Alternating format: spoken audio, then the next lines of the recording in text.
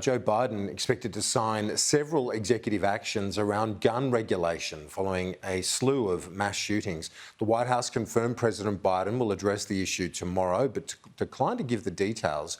It comes as America experiences a shocking surge in murders, the biggest rise in 50 years. It's currently estimated there has been a 30% rise in murders in US cities in 12 months. In New York City, murders were up by 45%. Chicago, already a violent city even by American standards, murders increased by 56% from 2019. Joining me now is James Brown, non-resident fellow at the US Studies Centre, also CEO of the Space Industry Association of Australia. James, a gun crisis, we've known it's been the case in the US for a long time, and then tragically another surge during the year of the pandemic. Well, Kieran, there's never any shortage of violent crimes in the US that bring this debate to light and spur congressional action. We saw those two horrific mass shootings in the last 2 weeks.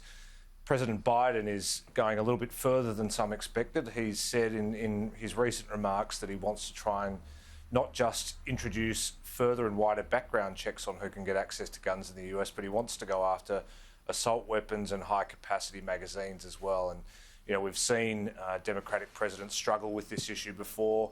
One of the things that will cause President Biden some difficulties on any gun reform legislation he wants to put through is the fact that his own West Virginian Senator, Joe Manchin, has said that he won't support any Senate measures to try and get a majority across the line and force bills like this through.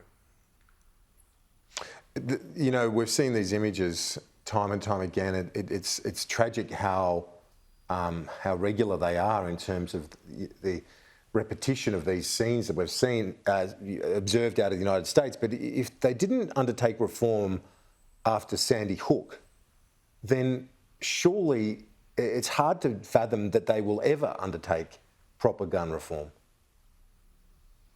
Look, the last and most far-reaching piece of US gun reform was in 1968, and that was motivated by the assassination of President Kennedy, Robert Kennedy and Martin Luther King. It took that sort of level of national crisis and 5 or so years to get that piece of gun reform legislation through.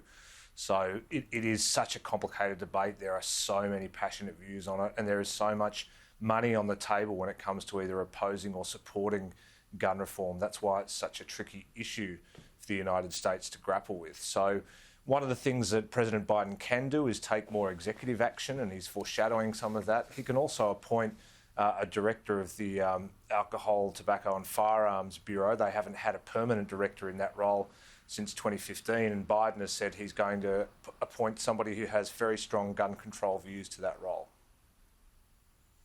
It's also got a tragic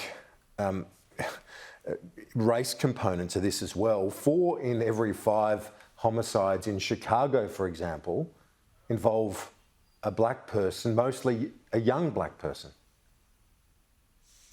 Yeah, and when you look at the violent crimes in Chicago, it maps to the geography very, very closely. It's poorer parts of the city. It's parts of the city that have majority black populations where gun crime, you know, is at endemic levels. And to see those numbers going up in a year when, you know, a lot of Americans haven't been going out of their homes, I think that shows just how significant this trend is.